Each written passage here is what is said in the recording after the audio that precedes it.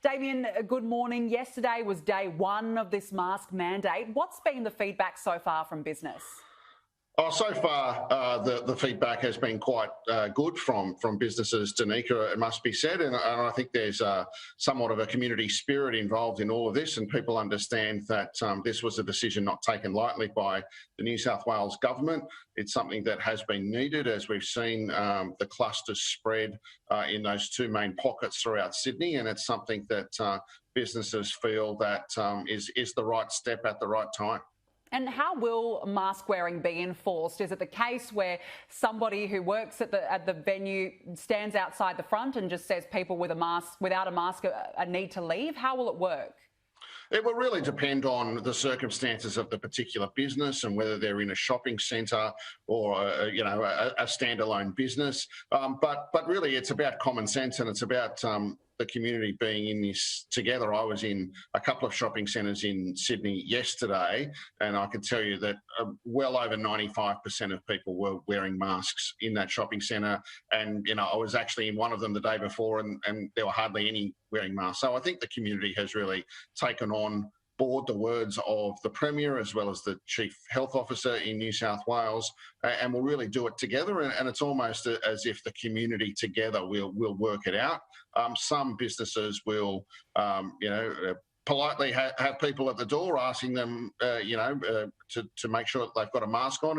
And a number of businesses have had people patrolling doors anyway because of the number of people they're allowed in their premises anyway. So it's not a huge step for them, whereas others will just politely tell people that they can't serve them until they have a mask on. Yeah, good to hear. And as we said, from today, it's a $200 on-the-spot fine. Damian, I want to ask you about the impact of border closures. We're now seeing either all of New South Wales or just so-called hotspots being closed off to pretty much all the states and territories. What sort of an impact is that having?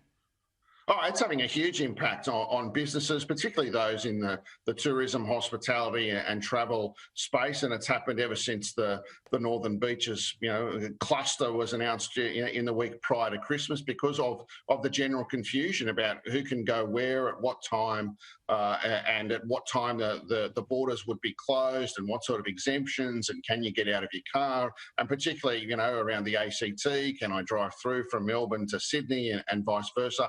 It's been very confusing, and it's been confusing on businesses. Business owners, particularly small business owners, they don't want to do the wrong thing. They want to do the right thing. They want to help. They are part of the community, but it has been confusing, and it has had a dramatic impact on their ability to stay solvent during this period. And I guess there's been so much uncertainty with rolling border closures for months, Damian. There's now calls for a national border agreement to stop the states' go-it-alone approach. Is that something that business would support?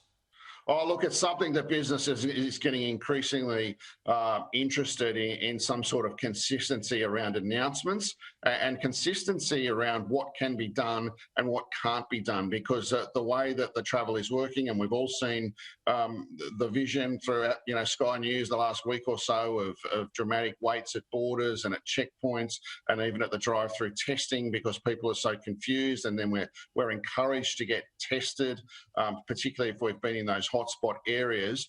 Certainly something around some national consistency is something that the business at the start of this pandemic were not overly concerned about. But as this has gone on, and certainly the way it's played out, I think that's something that's absolutely worth investigating. We know, Damian, that come March, the JobKeeper subsidy will end, or at this stage, the federal government hasn't indicated that as a firm point of end. But we're seeing figures today that $3.2 billion has been lost in working hours just in the Northern Beaches due to that lockdown. Should the JobKeeper subsidy be extended?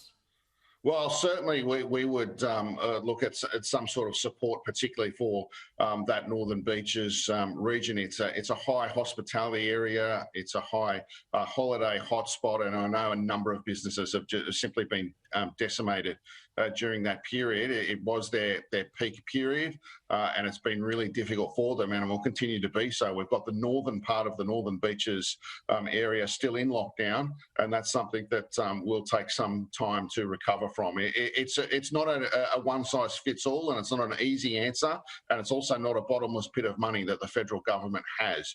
But some targeted support measures once the restrictions are lifted in that Northern Beaches area is something we would absolutely be looking forward to.